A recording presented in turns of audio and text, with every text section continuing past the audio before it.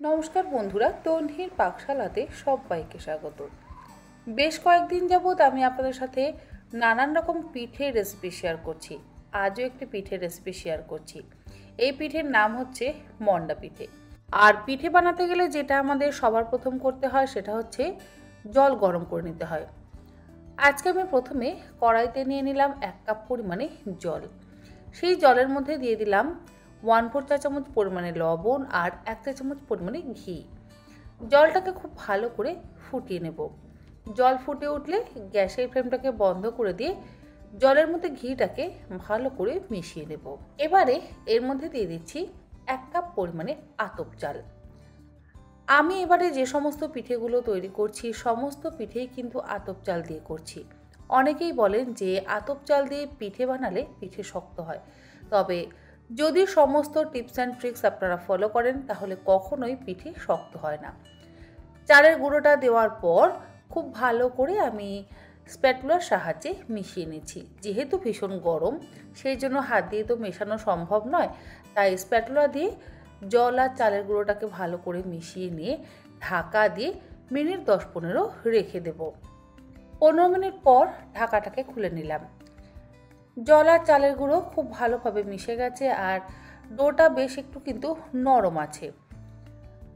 জল আর চালের গুঁড়োর পরিমাণ যদি সমপরিমাণে ব্যবহার করা হয় তাহলে ডোটা কিন্তু পারফেক্ট হয়। যেহেতু এখনও গরম আছে সেই জন্য আমি আবারও স্প্যাটুলার ব্যবহার করছি। একটু ঠান্ডা হয়ে গেলে তারপরে হাত দিয়ে খুব ভালো করে মেখে নেব। তবে এর মধ্যে অল্প একটু গুঁড়ো আতপ চালের ব্যবহার করব। খুব বেশি পরিমাণে নয়, ওই 3-4 টেবিল চামচ পরিমাণে অল্প করে একটু গুঁড়ো আতপ চাল হাতের মধ্যে নিয়ে ভালো করে মেখে নিচ্ছি। এইরকমভাবে নরম করে যদি আপনারা ডোটাকে মেখে নেন তাহলে যে কোনো পিঠে বা পুলি ভীষণ নরম হবে, কখনোই শক্ত হবে না। আর পিঠে বা পুলি সেদ্ধ করার পরও কিন্তু ফেটে যাবে না। অনেক রকম সমস্যার সম্মুখীন হই আমরা পিঠে বানাতে গেলে। হয় পিঠে দুধে ফোটাতে গেলে সেটা ভেঙে যায়, আবার ঠান্ডা হয়ে গেলে শক্ত হয়ে যায়। আমরা ভাবি সেদ্ধ চালের গুঁড়ো দিয়ে যদি করা হয় তাহলে বুঝি পিঠে নরম থাকে, কিন্তু একেবারেই তা নয়। আতপ চাল, সেদ্ধ চাল, যে কোনো চালের গুঁড়ো ব্যবহার করেই আপনারা যদি পিঠে বানান না কেন, যদি ঠিকঠাক মতন ডোটাকে তৈরি করা হয়, মানে জলের মাপটা যদি ঠিকঠাক মতন ব্যবহার করা হয় আর সমস্ত টিপসগুলো যদি ঠিকঠাক মতন ফলো করা হয় তাহলে দেখবেন আপনার পিঠেও কিন্তু একদম সুন্দর নরম তুলতুলে হবে। ডোটা আমার খুব ভালো করে মাখা হয়ে গেল আর খুব শক্ত করে কিন্তু আমি ডোটাকে মাখিনি। যেরকম লুচি বা পরোটার জন্য আমরা একটু নরম করে ডো তৈরি করি, ঠিক সেই রকম নরম করে আমরা ডোটাকে তৈরি করে নিলাম। এবারে এর থেকে ছোট ছোট লেচি কেটে নেব। লুচি বানাবার জন্য যেরকম ছোট সাইজের লেচি কাটি ঠিক সেই রকম ছোট সাইজের লেচি কেটে নিলাম। আর দেখুন ডোটা আমার কতটা নরমভাবে মাখা হয়েছে। যে পরিমাণে চালের গুঁড়ো আমি ব্যবহার করেছি তাতে আমার 17টা লেচি তৈরি হয়েছে।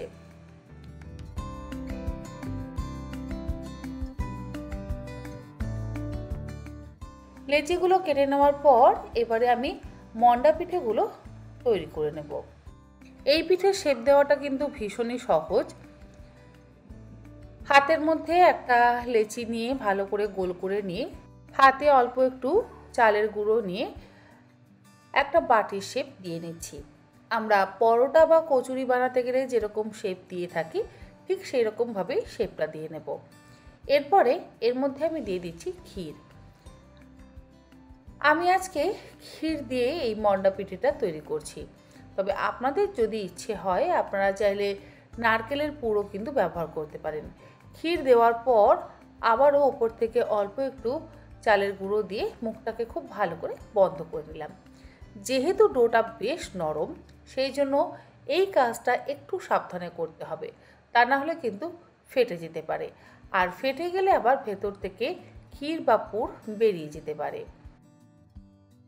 দেখুন আমি এইরকম গোল বাটির মতন শেপ দিয়ে নিয়েছি। তারপরে তার মধ্যে আমি অল্প একটু চালের গুঁড়ো দিয়ে তার মধ্যে পুরটা ভরে মুখটাকে খুব ভালো করে সিল করে নেব। দুধ জাল দেওয়ার জন্য একটা কড়াইয়ের মধ্যে অল্প একটু জল দিয়ে তারপর তার মধ্যে দিয়ে দিলাম 1 লিটার পরিমাণে টোন মিল্ক। আপনারা গরুর দুধ, মোষের দুধ বা ফুল ক্রিম দুধেরও কিন্তু ব্যবহার করতে পারেন। হাই ফ্লেমে দুধটাকে জাল দিয়ে একটু ঘন করে নিলাম।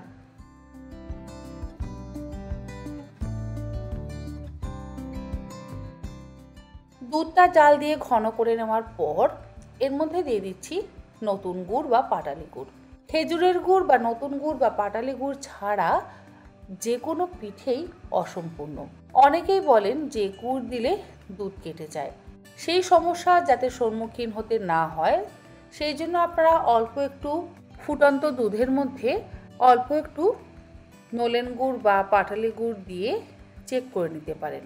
আমি কখনো সেই সমস্যার সম্মুখীন যেহেতু হইনি সেই জন্য আমি কখনোই চেক করি না।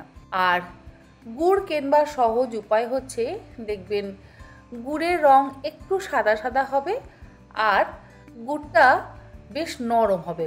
অনেক সময় অবশ্য গুড়ের রং একটু লালচেও হয়, কিন্তু গুড় যত নরম হবে তত গুড় ভালো হবে। গুড় যত শক্ত হবে গুড়ের মধ্যে কিন্তু চিনি মেশানো তত বেশি হবে। বাজার থেকে যখন আপনারা গুড় কিনবেন এইটুকু অন্তত একটু দেখে নিয়ে কিনবেন। মন্ডা পিঠেগুলো কিন্তু আমার গড়ে নিয়ে ঢাকা দিয়ে রাখা আছে আর দুধ এবং গুড়টাকে খুব ভালো করে ফুটিয়ে জাল দিয়ে নেওয়া হয়ে গেছে। দুধটা ফুটে উঠলে এবারে একে একে করে মন্ডা পিঠেগুলো আমি এই গরম দুধের মধ্যে দিয়ে দিচ্ছি। গ্যাসের ফ্লেমটা হাইতে রেখেছি। হাই ফ্লেমে আমি মিনিট 4-5 সময় ধরে খুব ভালো করে ফুটিয়ে নেব। পিঠে সেদ্ধ হয়েছে কিনা সেটা বোঝারও কিন্তু একটা উপায় আছে। দুধের মধ্যে পিঠেগুলোকে দিয়ে মিনিট 4-5 ফোটাতে হবে। যখন দেখবেন দুধের ওপরে পিঠেগুলো ভাসতে শুরু করেছে সেই সময় বুঝবেন পিঠে সেদ্ধ হয়ে গেছে। আর সেই সময় আমরা গ্যাসের ফ্লেমটাকে বন্ধ করে দেব। তারপরে ঠান্ডা করে আমরা পিঠেগুলোকে সার্ভ করব।